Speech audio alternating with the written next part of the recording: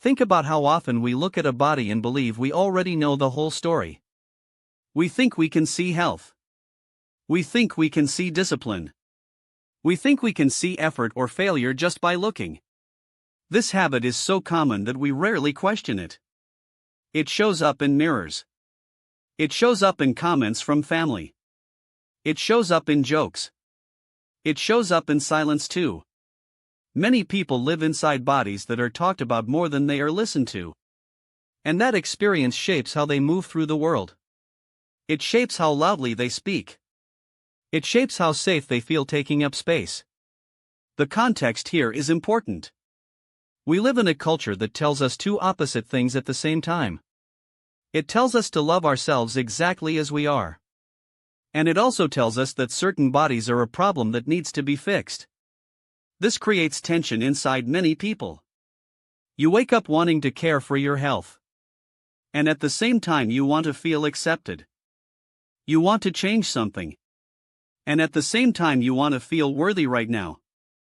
This tension can feel confusing. It can feel lonely. And often it feels like you have to choose one side. Either love your body or want something different for it. The first insight sits on the surface. Two things can be true at the same time. A person can face unfair treatment because of their body. And that same person can still think about health in personal ways. A body does not cancel a story. A size does not decide character. Health does not belong to one look. When we forget this, we turn people into symbols instead of humans. We reduce complex lives into simple labels. We stop listening. We stop asking. We stop seeing. And when that happens, people begin to hide. They hide their goals. They hide their struggles. They hide their pride. They hide their pain. The second insight lives just below that. There is a hidden assumption that wanting change means you dislike yourself. Many people believe that if you accept your body, you must stay exactly the same forever. And if you want to change something, you must hate yourself. But that is not how care works in real life. Think about learning a new skill. You do not learn because you hate who you are. You learn because you care. Think about rest. You do not rest because you are weak. You rest because you value yourself enough to pause. Change does not always come from shame. Often it comes from love. Often it comes from curiosity. Often it comes from a desire to feel more present in your own life. When we confuse change with rejection, we create unnecessary guilt. We make people afraid to speak honestly about their health journeys. The third insight is a pattern we see everywhere. Conversations about bodies often become loud and rigid. They turn into rules. They turn into sides. They turn into right and wrong. And in that noise we lose nuance. We forget that bodies are personal. We forget that health is not a single path. We forget that what supports one person may not support another. Systems love simple answers. Humans live in complex realities. When society pushes one story, it leaves many people without language for their own experience. They feel erased, or judged, or misunderstood. Over time, this pattern trains us to distrust ourselves. We start looking outward for permission. Permission to rest. Permission to try. Permission to stay. Permission to change. This is where reframing becomes possible. What if body autonomy is not about choosing one story but about holding space for many? What if it means trusting people to know their own bodies better than strangers do?